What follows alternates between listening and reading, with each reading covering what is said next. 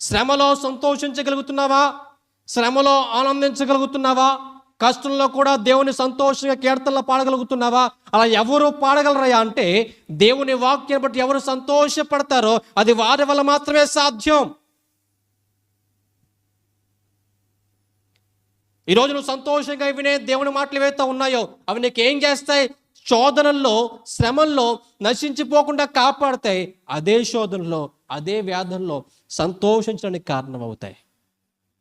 చాలామంది వెర్రివారి వలె, తెంగరి వాళ్ళ వలె, ఒక రకంగా చెప్పాలంటే పిచ్చి వాళ్ళ వలె వారి సమస్యల్లో కూడా, వారి వ్యాధుల్లో కూడా, వారి రోధంలో కూడా, వారి రోగంలో కూడా, వారి అస్వస్థతలో కూడా దేవుని స్తుతిస్తూ, దేవుని ఎవరిని ఘనపరుస్తూ వారి సంతోషాన్ని వ్యక్తం చేస్తూ ఉంటారు. యోబు లాంటి పిచ్చోడు అన్నీ పోయినా కానీ ఏమండి ఏం చేస్తున్నాడు? దేవునికే స్తోత్రం అని ఒక చక్కని పాట పాడుతున్నాడండి.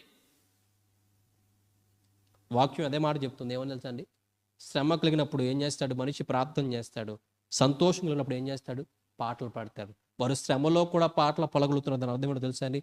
వారు శ్రమల బట్టి కూడా ఏం చేయగలుగుతున్నారు? సంతోషించగలుగుతున్నారు. ఆ సంతోషం ఎక్కడి నుంచి వచ్చింది? ఆ సమాధానం ఎక్కడి నుంచి వచ్చింది? ఆ ధైర్యం ఎక్కడి నుంచి వచ్చింది? వారు సంతోషంగా దేవుని వాక్యం వినడం ద్వారా వచ్చింది.